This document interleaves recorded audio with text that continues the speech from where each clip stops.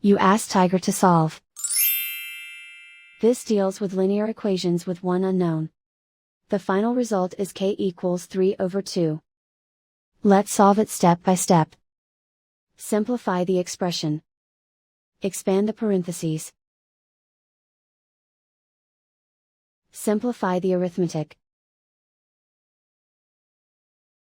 Group like terms. Multiply the coefficients.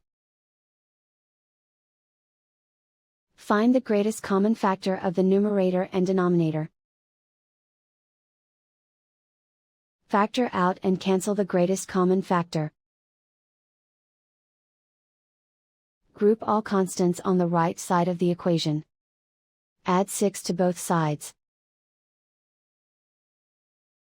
Group like terms. Simplify the arithmetic.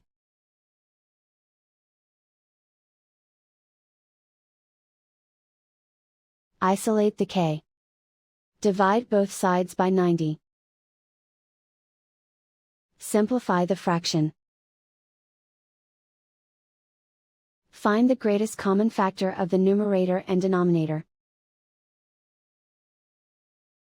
Factor out and cancel the greatest common factor.